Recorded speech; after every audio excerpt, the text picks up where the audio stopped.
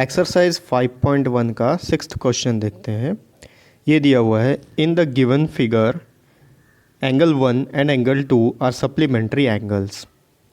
If angle 1 is decreased, what changes should take place in angle 2 so that both the angles still remains supplementary.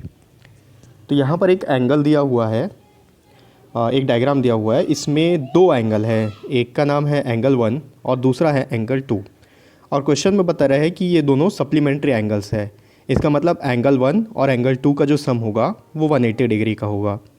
और question में हमको ये पूछ रहा है कि अगर एंगल 1 को हम डिक्रीज़ कर देते हैं या फिर उसका मेजरमेंट थोड़ा सा कम कर देते हैं, तो एंगल 2 में ऐसा कौन सा चेंजेस करना पड़ेगा कि उसके बाद भी दोनों एंगल जो है सप्लीमेंट्री रहे, यानी कि दोनों का सम जो है 180 डिग्री रहे।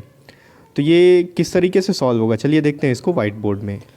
यहाँ पर दो एंगल दिया हुआ है, जैसा आपके टेक्स्ट बुक में जो क्वेश्चन दिया हुआ है। ये देखिए, ये एक एंगल 1 है और ये है एंगल 2।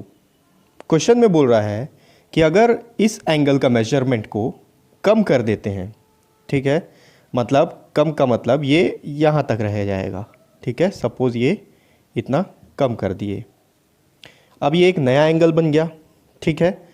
तो क्या होगा, इस एंगल को अगर हम कम करते हैं तो जो इतना पोर्शन है, इतना पोर्शन एंगल 1 से कम हो गया।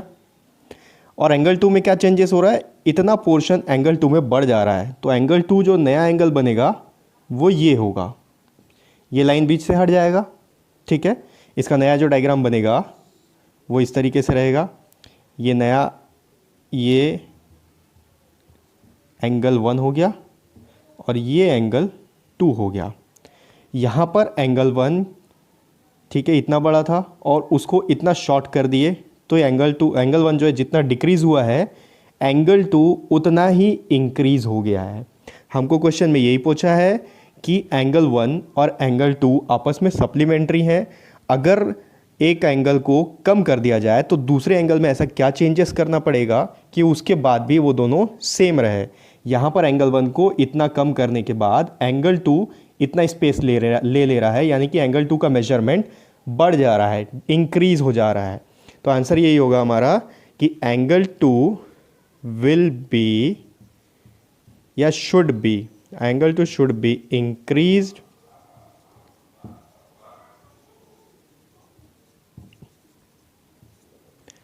angle should be increased up to the measurement of which angle 1 is decreased। यानी कि जितना एंगल 1 से मेजरमेंट कम हो रहा है उतना ही मेजरमेंट एंगल 2 में बढ़ाना पड़ेगा, दोनों को सप्लीमेंट्री रखने के लिए, in order to make them supplementary, ठीक है। तो ये हो गया एक्सरसाइज 5.1 का सिक्स्थ क्वेश्चन।